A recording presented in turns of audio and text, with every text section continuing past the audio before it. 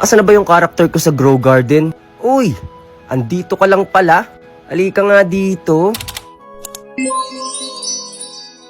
Kanina pa kita hinahanap. Tara, tuturuan ko kayo gumawa nito. Game! Una ay gagawa tayo ng pinakamuka dito sa cardboard. Ang shape na mukha na ginagawa ko ay yung pinaka main Roblox character. Square lang siya kaya sobrang dali lang. Enzo! Lolo, mabuti po nandito kayo. Panoodin niyo po ito ginagawa ko. Ano naman yung ginagawa mo? Gumagawa po ako ng Roblox character na pwede nating pagalaw-galawin. Pwede mong pagalaw-galawin? Parang paper toy? Opo, Lolo. Ano yung nasa ulo niya? Ito po bang parang bukol? Malalaman niyo po mamaya kung ano po yun. Ngayon po ay magkukulay muna po ako. Naglalagay lang po ako dito ng lining na color black at maglalagay na po tayo dito ng pinaka-facial expression ng ating Roblox character. Ano namang facial expression yung ilalagay mo dyan? Siyempre po, ilalagay ko yung parang naiinis siya, nababad trip sa akin. Bakit naman ganon? Malalaman niyo po mamaya kung bakit ganito po yung facial expression ng character na ginagawa ko. At medyo galit na parang naiinis. Ngayon naman po, Lolo, ay kukulayan po natin siyempre yung kanyang ngipin ng color white. Yan. Kapag kay Droid dyan, anong kukulay mong ngipin? Siguro po yellow na may black. Joke lang po. Ngayon naman po, Lolo, ay maglalagay na po tayo dito ng color yellow. Dahil color yellow po yung character na ginagawa po natin. Yan! Kailangan po ay punong-puno talaga at kulay na kulay. Para talagang mabuhay po ang ating dinodrawing at yung gagawin po nating Roblox toy. Yan, malapit na po itong makulayan lahat. Ano namang susunod mong gagawin? Kukulayan po natin yung kanyang mata ng color white. Yan! At syempre po, maglalagay po tayo ng pinaka-red sa pinaka-bibig niya. Para maganda po yung kulay. At yung bukol po na sinasabi nyo kanina, ay kukulayan natin ng color blue. Meron bang bukol na color blue?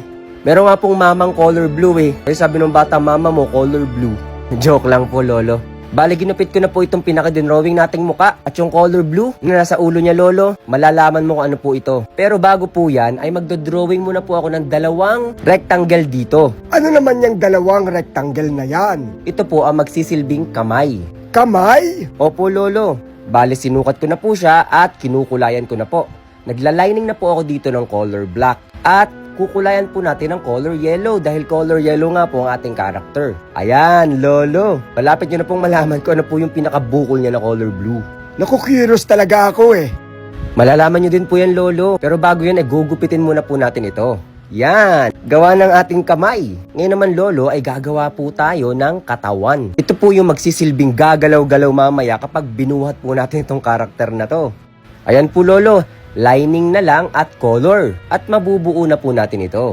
Siyempre po, yung pantalon niya ay color green. Kailangan po ay makulayan natin ito ng maayos. Wow! Wow talaga, Lolo, no? Malapit na po tayong matapos. At ito po yung damit niya, color blue. Charan! Kupitin na po natin at i-assemble na po natin ito. So nalaman nyo na po kung ano po yung color blue sa pinakataas. Yan po yung damit niya na kunwari ay hinihila ko. Pero bago yan, ay ididikit na po natin yung pinakakamay na ginupot natin kanina. Yan! Nakadikit na po yung mga kamay niya. At ang susunod na po natin gagawin, Lolo, ay Ano? ilalagay ko na po yung karton na binilog ko kanina at ito po yung magsisilbing sabitan nung katawan ng ating karakter. Para po mapagalaw-galaw po natin siya. Binutasan ko na rin po ng bahagya yung pinakataas ng katawan na ginawa natin kanina at tinusok ko na po dito. At charan! Ready na po itong ipakita. Dito huwag kang malikot. At charan! Gawa ng ating Roblox character. Gawa na rin kayo.